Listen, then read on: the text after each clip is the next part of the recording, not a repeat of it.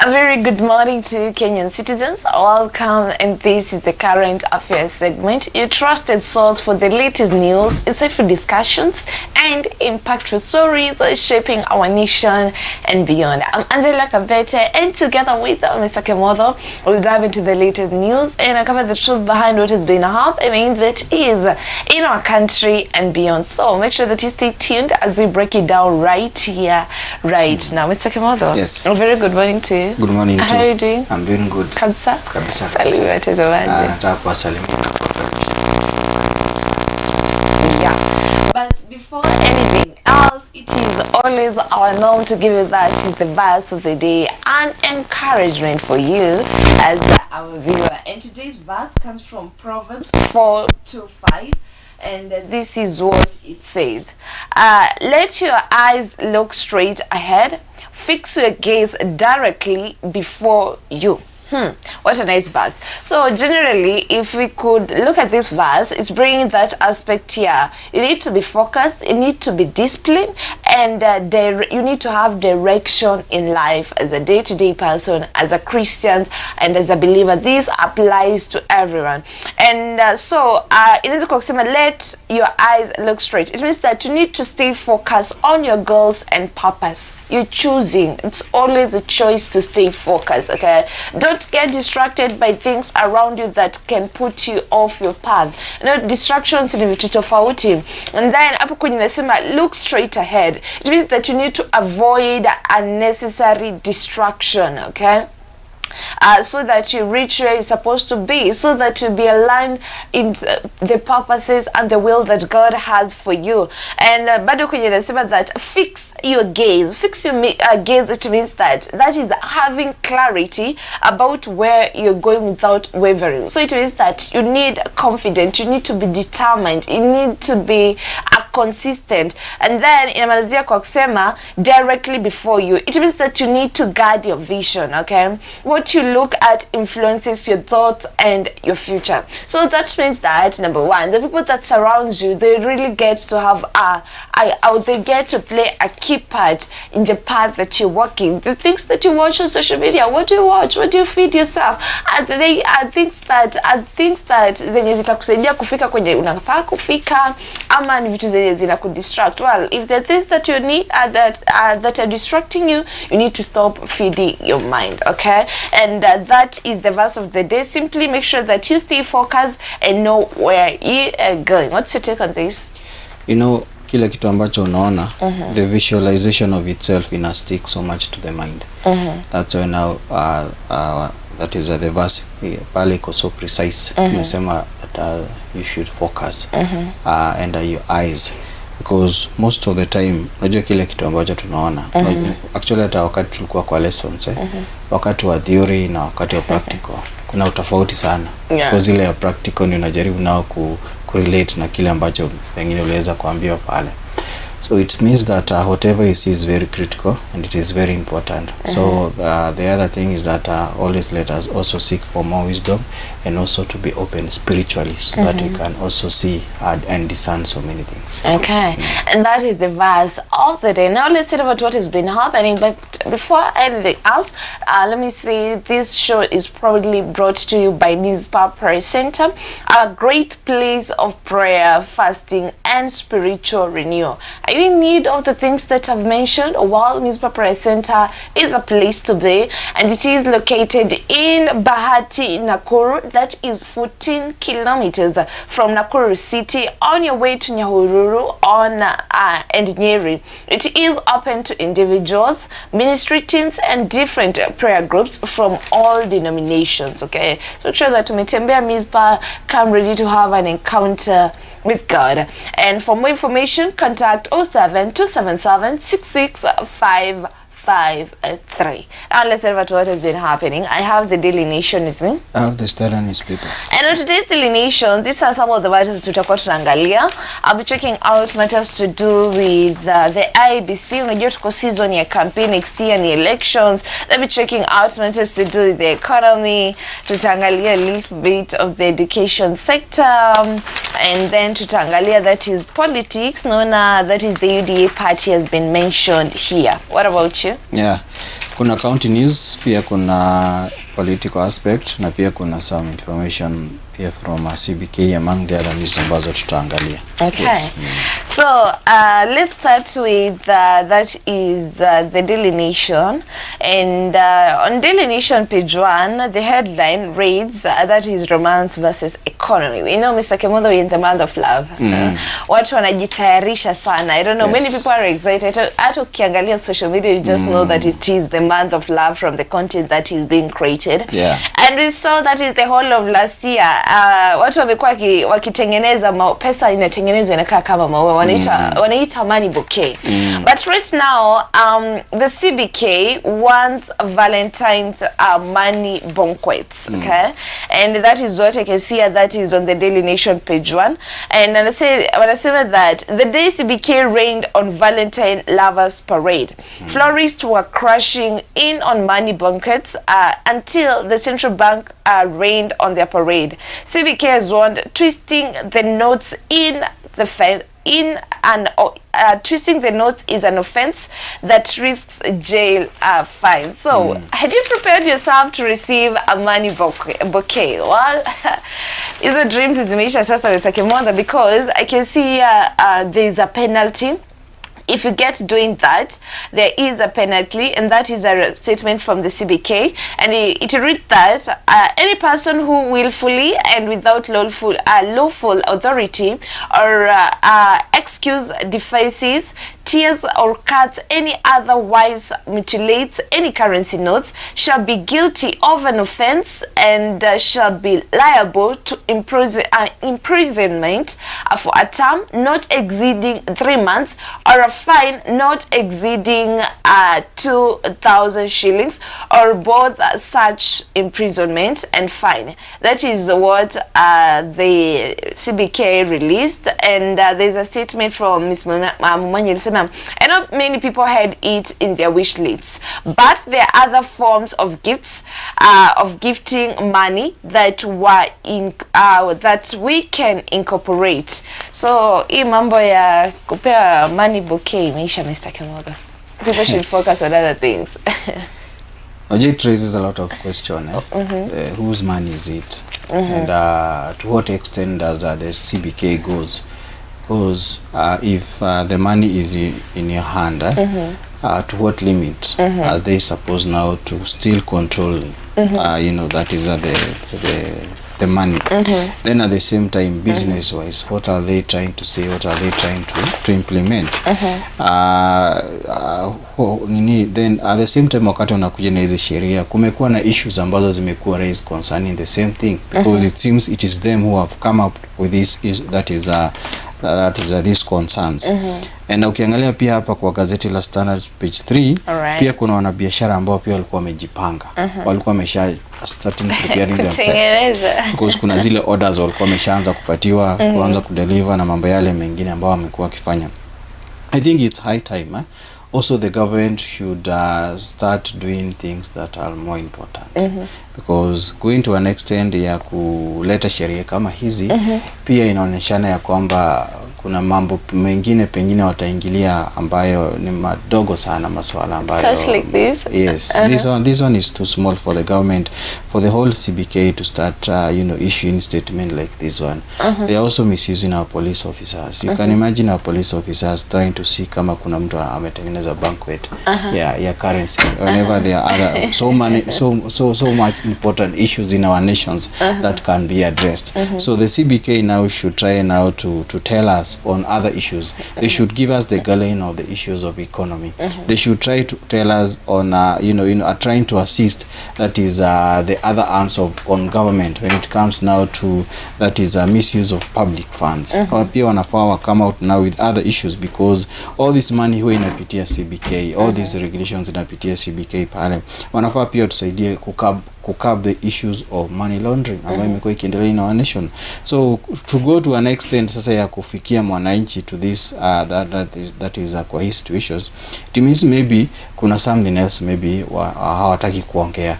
Maybe pengine wale wauzaji wa maua, pengine biashara yao imeenda chini sana, maybe wanataka kuwatetea na hawasemi. Oh, that could be another thing, yeah. Yeah, maybe, but pia hawaja come out clean. Unajua, this is business. Uwezi enda kulialia kwa sababu watu wanachukua hiyo wachukui. You are supposed also to improve on yourself on how to be dealing with things. So hii ni kitu ambayo wanafaa that is waangalie, because wakati wanasema kuna misuse, I don't know, of this currency, I don't know what are the laws, tell us how are we supposed to use this currency. Yeah, because ukisema kuna hii misuse of this currency and everything else, it means that number one, people ambao mnafaa arrest ni makangas na the touts vile wanakuwa wameshika hizo pesa. And number two, pia wale wa biashara ama watu wale wengine. So it also shows you that maybe there are hidden things that needs to come out clearly to the public when it comes now to other issues ambazo zina develop. Then why mbona imekuja sahi, especially wakati inakuja time of Valentine, the month of love. It's so sad. Yeah. But naona that the CBK hopes to reduce the high cost of replacing mutilated currency, which currently cost taxpayers billions. These are some of the reasons that the CBK wanapeana huku nje. Yeah. Does it mean that maybe now, kama that is the reason, now they should implement on how that is the cash money should be translated electronically? Because if they are saying that wanatumia a lot of money kwa sababu maybe ya kuweza ku develop new that is a note, then they're supposed to come up with ways that now we should reduce the cash, that is the cash circulation, and start implementing the electronic. Even ndio wanafaa that is wakuja na hizo shughuli. But try now to explain to us this and this and this. It will not work, because at the same time even if these notes hazitafungwa hivi, bado zitakwisha tu. Yes. Here you are, Mr. Kimotho, they're gifting each other, and like those people who are stealing money at taxpayers. This is better. You see, these especially this one, this is the hard work of Kenyans. Yeah. They are proud of it. This is their own style. This is how they like to do. This is how they feel they should do it. But right now, kuanza kuingilia mambo kama haya, it shows you that something else is. Then at the same time, when all these things are happening, the people who are supposed now to come out clear and help us understand these situations are our member of parliament. We don't see lakini them hawaongei kwa haya I don't know, but actually some of the lifestyle that people are trying now to come up with, the government should see how they should come hand in hand. Maybe they could have educated us. These are the implications. This is the reason as to why we are trying now. These are some of the reasons as to why we are coming up with this directive. Because pia ukiangalia hapa, supporters of the ban also cite security concern, noting that delivery riders are increasing exposed to danger when transporting large amount of cash. So these are some of the allegations that maybe they are trying now to come up with. The CBK notes that in many instances notes are folded, roll out, that is taped, pinned, or fixed using other items here. So ukiangalia hapa, according now to the regulations, that is damage notes interference with the cash handling equipment such as ATMs and cash counting machines. This results to higher, that is a rejection, that is during the processing. So ukiangalia the argument that they are trying to that is to tell us, they are trying now to try to understand, they are trying to make us understand that zile notes ambazo saa zingine tunastikisha, that is glue, zingine zinastikishwa tape pale, ati hizo ndio zina damage the ATMs, zina damage that is the counting machines. We all know what normally happened, because this money wakati inafika pale bank, ikifika pale bank, kuna vile bank huwa na arrange the old notes na the new notes. The new notes ndio tunazipata zimewekwa pale kwa ATM, na pia the other notes ndio pia zinaweza that is kuwekwa pale for the counting machine. So try now to come up with such an excuse. It's something that shows you that they need to do something, and kuamka tu na kupatia watu tu hizi sheria is also so that is shows us that kuna issue na interference of pia na wale wanabiashara ambao that is wako pale, because there are ways that we can come up with all these situations. If they are complaining of the issues of the old notes, money needs to circulate. If money doesn't circulate, it means that kutakuwa na challenges ambazo zitakuwa ziko pale. Then at the same time they should also complement at least the falling of the banquet of the money. Sijaiona wale ambao wanafunga the old notes, wanafunga zile notes pia ambazo ni mpya. Yes. So ndio inakuwa iko colorful. Okay. Yeah. So probably Kenya citizens can tell us how they feel about it. They're expecting to receive money bouquets, but that will not happen. Are you feeling right now? Are you feeling disappointed? But please get to talk to us on 0799 200 100. I'm so glad and happy to hear from you. What do you want to feel like? Yes. Being the month of love. Yes. Okay. Another stories, you have something there? So on other stories is that I can see here kuna the issue of IEBC. Kuna the CEO that is Hussein, that is Marjan, pushed out of IEBC amid audit, that is procurement queries. So the commissioners said to have questioned, that is now the outgoing CEO, over extension of contracts, KM kits na mambo yale mengine. Officer that is the office of the Auditor General has raised concerns linked to that is a procurement employment. There were so many concerns now concerning that is the former, that is CEO ambaye amekuwa pale. Remember after now the general election ambayo tulikuwa nayo, after now wale the commissioners wa IBC wali resign na wengine wakaweza kuondoka, na pia that is a kifo ya that is the former chairperson. Huyu ndiye alibaki pale, na kulikuwa na issues especially now after the new commissioners wameingia, kukakuwa na so many other raised concerns ambazo ziliraiziwa na especially na the oppositions. Walikuwa nasema yeye ata because kwa sababu alikuwa kwa pale, kuna uwezekano sana ata interfere na some of these processes ambazo ziko pale, na some of these processes they are very crucial, kwa sababu kama sasa kuna that is kuna contract ambazo huwa zinapeana pale kama za KM kits. The KM kits ni ile mashine ambayo unaenda pale ina identify ndio unaweza that is kuvote pale, na pia kuna other materials, the printing materials, that is na so many other things ambazo ziko pale. So tuliona that is yeye that is sasa hindi hizo changes ambazo that is ziliweza kufanyika pale, na kumekuwa na ile push ambayo ilikuwa ikipushiwa ya kwamba aweze kuresign. Now this thing ilikuwa imeresolve, na tuliona pia the opposition walikuwa wamevisit that is the office that is of the IBC to raise their concern ambazo zilikuwa ziko pale, kuangalia hii KM kits itafanyika namna gani, procurement of the other items, the arrangement and so many other things ambazo ziko pale. There was also concern that one time that is Marjan alikuwa amesema ya kwamba that is 2027 itakuwa na lot of challenges because now due to the budget deficit ambayo ilikuwa iko pale.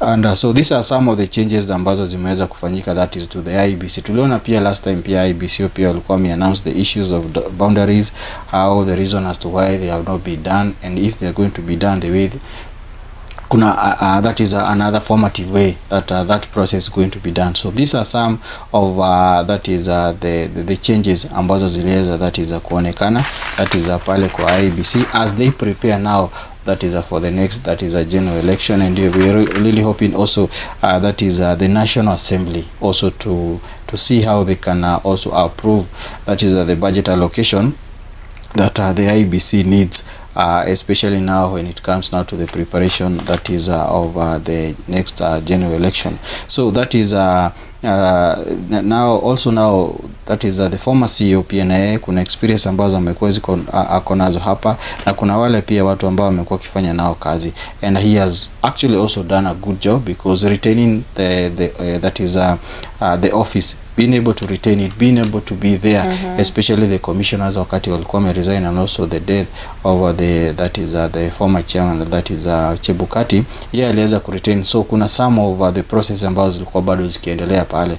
So we also say also thank you to him because pia naye amefanya on his part, na najua pia the experience ambayo amegain hapa pia ninajua these expertise ataweza kuzipeleka to other commission. But these are some of the changes. It shows you that the IBC IBC is prepared shows you that the IBC now is very focused, now trying now to amend, to do so many changes in preparation of the 2027 general election. Yeah. All right. And another story is that when it comes to the agriculture sector, you know, that is the backbone of our economy. Page 2 of the Daily Nation, it reads that court compels state to buy local rice before imports. Government criticized for excluding farmers while allowing cheaper foreign rice into the market. That doesn't sound good. I don't know, as I read these statements, what is running to your mind as a Kenyan citizen, you know? We have rice in our country, but yet the government has been importing rice. And then I can see that is the Agriculture Secretary, Mutahi Kagwe, defends the government's decision to import rice during the press conference at the School of Agriculture that is on Nyeri. And in other stories, the backstory of this, you know, that is the Kenyan government had allowed the importation of a large quantity of rice the whole of last year, the year 2025. And to learn that is many local farmers, especially from Kirinyaga and other rice growing regions like Mwea, complained that imported rice was flooding the market. That means if it was flooding the market, there was great competition, and the rice was not being bought. That is number one. Prices were dropping the rice because ilikuwa in excess in the market, and then they were left with unsold stock. And then tuliona that is Kirinyaga Senator Kamau Murago and Baragu MCA challenged the government decision in court, but I don't think anything was yielded from that. They argued that the move violated the rights and the rights and undermined that is local unsold rice. And so the state has been ordered to buy rice directly from the farmers. You know, this is a good thing. And they purchased it through cooperatives and millers, and also ensure that local rice is absorbed into the market before approving that is foreign imports. The court criticized the government for sidelining farmers while allowing cheaper rice into the country. While this sounds like a good thing to me, Mr. Kimotho, but at least we'll be supporting our own people, because I really don't understand why we'll buy rice from other countries, you know, in excess. Yet we have our own farmers who are complaining that their rice is being bought. So I don't know ni nani anasema ukweli, because ukiangalia the farmers, they're saying that kuna mchele yenyeuzwa. Then when it comes to the government themselves, they're saying that hakuna mchele that is in our country, and that is the reason as to why they're buying rice. So I really don't understand who is saying the truth. But unajua anafaa kusikiliza ground wenye nasema Mr. Kimotho, so that our own people can grow, because if we don't support our own people, what will really happen? Because naona hapa wamepeana key event happening, that is the whole of last year seasons yenye rice hazikununuliwa while the government walikuwa nasema imenunuliwa. Unaona hapa inasema however the petitioners dispute, they said that they were 65,000 unsold bags of rice in stock, and an additional 71 tons expected in the November, that is last year. So tunaona tuko na 65 unsold bags, yet we go to import rice. I really don't know what is happening in our country. The fact that the CS of agriculture now defend, even if he's defending them, at the end of the day, why import rice? We have our own people. We have our local farmers. Why can't we support them? Yeah, and figure out if they're not able to produce, how can you support them? Yeah. It's very unfortunate, especially tunaanza kuongea mambo ya kuimport rice, and yet tumeona that is the farmers wakisema that is that they have enough supply, and the government is should come out and buy for them. And it's very unfortunate because tuko na enough, but there are other areas ambazo wana suffer on issues to do with the drought. And it's very simple mathematics. The government can buy rice from the farmers ambao wako na excess rice, that is from their farm, na pia waende, or that is wanunue na waende wapeleke to these counties ambazo wana suffer with the drought. Why should we wait now for the international support to come in whenever we can do some other issues regarding now to the same? Because pia tulikuwa tumeona kuna wakati pia wale wakulima pia wa wheat kuna wakati pia nao walikuwa wamecomplain. So many last year tuliona that is a farmers na wakienda wakafunga that is a barabara with their machineries, their farm equipment pale. So it shows you that something needs to be done whenever now we are trying now to come up with certain rules and regulations. And we are really grateful now for the courts in our nation, because now our courts are using ni kama sasa ndio wanakuwa savior on certain items ama certain things ambazo the government is trying now to do. Then at the same time there is also the agenda that the government give now to the farmers wakati that is during the campaign that is a season. Kuna yale promises ambayo walisema that is what empower that is the local farmer pale. They should now start doing it in action. They should also now try to see certain situations. Why are we importing maize? Why are we importing rice? Why are we importing wheat, among the other issues? Do we have less supply in our nation? Now, what are the circumstances that we need to do? Because those are some of the scenarios, those are some of the things that they need now to work with before now waanze kufanya mambo yale mengine.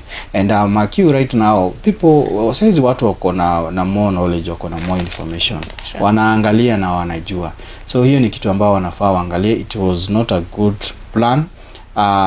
That is it is a good plan, but the timing on itself ndio ilikuwa mbaya. And you know, the funny thing when someone that the government will need more funds to buy local rice, so they're trying to argue or dispute that information that the foreign rice is cheaper than the local rice. But who is influencing the cost of production? It is the government themselves. So they should check on their end. What are we doing? What are we not doing? Why is the local rice expensive? Is it the cost of production? And if it's the cost of production, what can we do as a nation?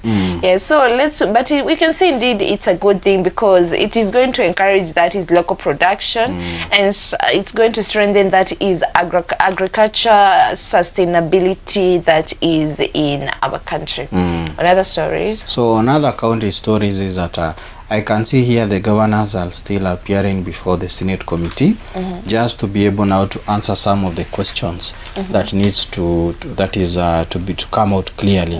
Na nikiangalia hapa naona that is a Busia governor, that is Apollo Toma, aliappear before, that is pia kuna wakati pia alikuwa ameappear before the EACC pale Western Region, that is wakati alikuwa amesamonio pale ili aweze that is ku explain 1.4 billion that is tenders to proxies, meaning that kuna some of the companies that were being paid. Some they are not known, some they are not known what they were being paid for.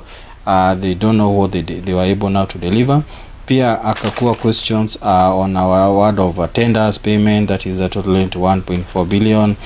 He's learned upon 26 companies operated by family members associated, that is senior county officials, na baadhi ya yale mambo mengine ambayo that is he was also supposed to answer some of those questions. Na pia nikiangalia hapa pia kuna governor Kitui, that is a governor, that is Julius, that is Makao Malombe, ambao pia aliweza kuapia pale just to be able to answer some of these questions ambazo that is they demanded to know. These are some of this is work of the Senate ambao kazi yao ni kuweza kuangalia that is how the county funds are bill that is used, and also trying also pia to be a bridge between the county government and also the national government. Tuliona there was a time pia the national government walikuwa wamesema that is kuatakata some funds ambazo zitakuwa zinaenda to the county governments, na tuliona the Senate wakikama out clearly also trying now to defend that is the situation. And actually during also the committee tuliona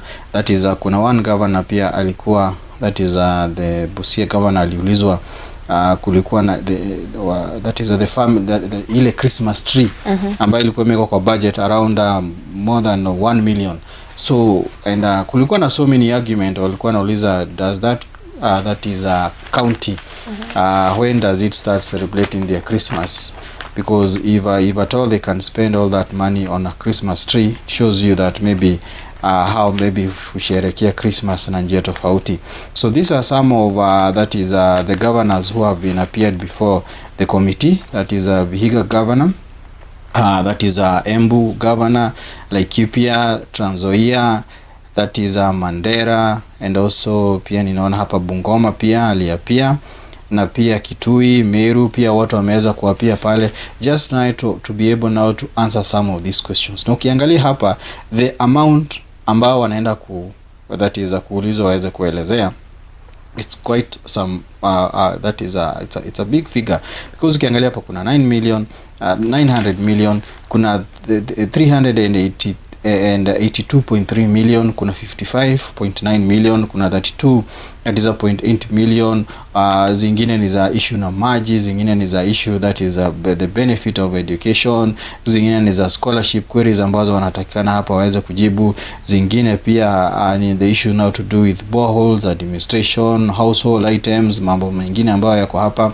It shows you that something still needs to be done when it comes now to spending, because unakuta now for example unakuta a county size inakuwa faced with drought, then the same county wanaitwa appear before the Senate committee to explain the misuse of certain funds. So it shows you, it shows you something that needs to be done. Then this that is a regime, unakuta ya kana kwamba that is now kuna hiyo mambo tumeongelea mambo ya rais, and there is a county pale Isiolo ambao pia wanakuwa faced na the issue of drought. Pia unakuta at the same time some of these counties, they did now that is to come up with certain ways. For example, kama hiyo county ambayo inakuwa faced with drought, they are supposed now to do their budget on more to do with boreholes. They are supposed now to do more things now when it comes now to the issue that is of agriculture. So these are some of the things ambazo that is zinaendelea when it comes now to the county government. Now the governors, they will keep on appearing. Actually tuliona some of the argument on one of the governor hadi akauliza the senator ni kama it's kind of you're trying now to bully me. So unaona inafika mahali, and yet all these questions ambao wanaulizwa pale, it is not their personal money, is not their personal that is account, it is now the public account, the public money. Tuliona some of the governors pia wakiadmit wakisema okay, it's fine, I admit that this amount ilienda to a certain area, it will not happen again. So it means that if the senators are doing their work, then if all the arms of government, they could be doing the work that some of the senators are doing, especially our members of parliament and also our county assemblies, it means that kutakuwa na so many ways ambazo tunaweza avoid the misuse of these funds. Yeah. All right, and as we continue to talk about finances and spending and everything, page 6 of the Daily Nation reads that I have that is divergent opinions. Those opposed to deal cite scandals at the National Youth Service and Social Health Authority. And all of these opinions are from the government's decision to sell their Safaricom shares. It has really brought a lot of concerns and sparkled a lot of question, because we saw that is the Kenyan government has historically held a significant stake in Safaricom PLC, reducing it from 60% to 35%. That is 35%. And then in the late this year, that is 2025, the National Treasury and the Cabinet Secretary, CS, that is John Badi, proposed a further partial diverse to raise funds for infrastructure without increasing national debt. Okay, you can see the reason that they're giving us why they want to sell these shares, and this move is part of a broader plan to sell 18 state-owned enterprises under the Privatization Act of 2025. But this has brought a lot of concerns, a lot of statements from different people. Naona hapa kuna mtu anaitwa Emmanuel Kimotho from Machakos resident. Alisema that the CS hasn't explained the loss of 11 billion. Can MPs protect the 2 or 4 billion after selling the shares? We're expecting to get that is 2 or 4 billion. We trusted you with to protect our resources, but you fail. Interesting. These are statements from Kenyan citizens. I don't know when yako ni yapi. Do you believe that this 2 or 4 billion is going to be used accountably? Okay, now kutakuwa na that aspect of transparency, because 2 or 4 billion is a lot, and hata zile pesa zenyewe zinawekwa kando Mr. Kimotho, the infrastructure hatujaona zikitumika in a wise way. So I don't know what will keep them in check when it comes to spending of these finances, because naona hapa pia kuna statements from different people. Kuna wanaitwa bunge la wananchi walisema we reject it because of the past corruption. We are told 63 billion was lost in the National Youth Service scandal, and recently 11 billion at the Social Health Authority. That is what the Jacaranda branch bunge la mwananchi president said. So the reason as why people don't believe in this is because of the issue of corruption, the issue of accountability, and the issue of transparency, and all these statements are making sense. So probably they should come out and say, this is how we're planning to do it. This is the strategy that we're planning to use this money. This is how we're going to keep ourselves in check. But they're not saying that it is going to bring a great impact, because that is the aspect here, public mistrust.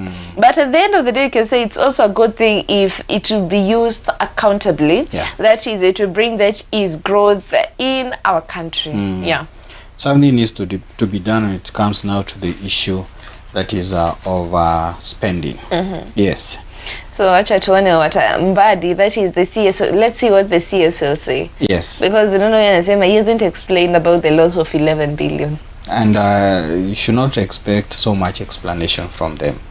But so sad. We should expect something, Mr. Kimotho. You see, tunaweza angalia na the current trend.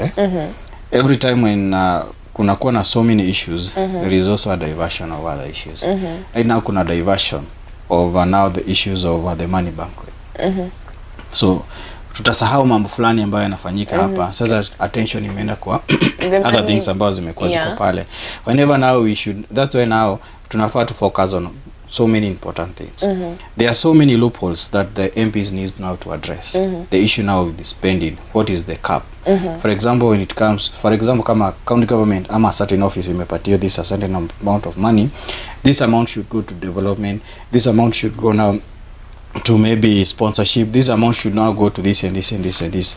Those are some of the things that are supposed now to do. That is the aspect of national sovereignty. Some of those people are criticizing this. Are they saying that if they surrender this, probably a foreign entity will gain control over that is M-Pesa, beating that is the heart of Kenya's digital economy. And that is a sensitive data over that is 30 million Kenyan citizens. So these are some of the key issues or some of the things that they should consider they make this decision. Another stories. So another political stories, that is kuna issue ambayo tunaona some changes ambazo zimefanyika ina Azimio coalition.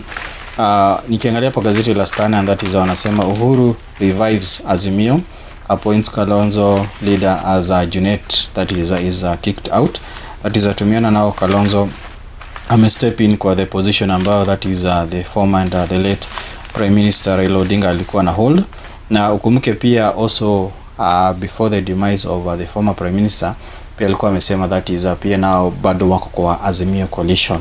So it means that kuna ile revive now pia the coalition ambayo sasa kuna kuwa na some changes. Tumeona Kalonzo sasa that is ameweza that is kukalia that position. We also pia that is a minority leader that is Junet Mohamed atakuwa kicked out kwa sababu pia hajakuwa that is akileta zile interest that is of the coalition, that is to the National Assembly and also now to other that is organization that is ziko pale. So this is just that is also some of the changes ambazo tutakuwa tukiziona pale, na wanasema hapa that is as the Secretary General of the coalition Junet has been that is secured office by the Azimio, that is council, a position now at stake following his removal.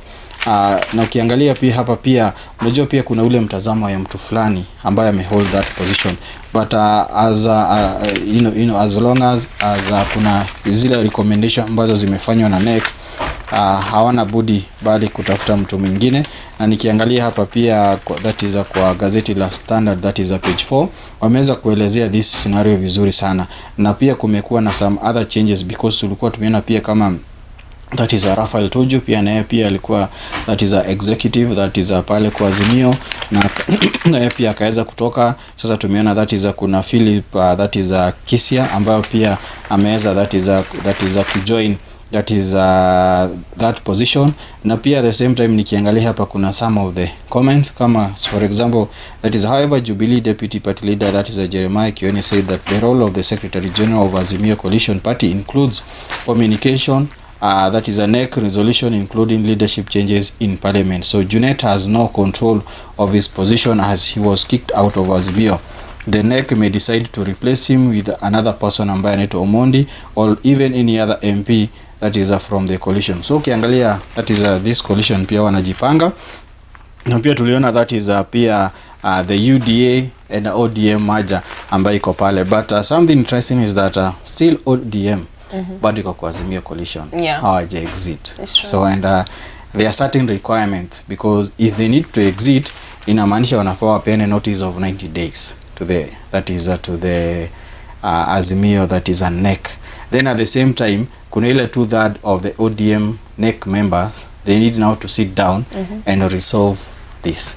So despite now tumeona kuna other ambao wanasema wanajiunga na UDA, bado saizi that is a political of the register of political parties, ODM bado wanajulikana wako pale kwa Azimio. So inamaanisha sasa wanafaa pia wakae chini waweze kudecide. But these are some of the changes ambazo zimeweza kufanyika, and since we are in a political that is tuko na in a political year, we expect to see so many changes. Still on politics, as we wind up, we have 33 minutes. Specifically to angalia UDA party. UDA elections, big names, new faces, and high octane contents. This is interesting. And then they're giving us that is key figures, 12,353 total number of politicians who have registered to contest UDA tickets for 2027 elections. So could this big numbers, or 12,353 and you ain't talking about them. So could that be a reason? Should that give them confidence? I don't know. Because you can see here that is 149 number of aspirants contesting 47 governor seats under the UDA party tickets. Where 149. All right, so this is what is happening when it comes to the UDA party. These are the numbers that they have given us, and then you have that is 323 women representatives, 372 National Assembly aspirants, right? So let's see what will happen at the end of the day. Wananchi ndio wataamua, Mr. Kimotho. That is the interesting part. At the end of the day, the Kenyan citizens will get to decide. And as we wind up, you have something. So there are so many other stories that is in our newspaper. Kuna the issues pia with the enterprise, the business. Pia nikiangalia hapa insurance loopholes for border riders discover after accidents. So kuna masuala mengi ambayo that is yako kwa gazeti. We have just covered a few, so you can grab your copy, na pia you can try now to seek more knowledge, because knowledge is power, and also knowledge is also good because it helps you to avoid being given false information. So thank you so much for joining us. Have a blessed day. And thank you so much for tuning in for this segment. That is the current affairs segment. You're always every morning to make sure that you as a Kenyan citizen out there is updated on what is happening that is in our country and beyond. Don't forget, this show is proudly brought to you by Mizpah Prayer Center, a great place for prayer, fasting, and spiritual renewal. Mizpah Prayer Center is located in Bahati, Nakuru. That is 14 kilometers from the Nakuru city on your way to Nyahururu and Nyeri. It is open to individuals, ministry teams, and different prayer groups from all denominations. For more information, contact 07-277-66553. My name is Angela Kabete. Till next time, bye-bye.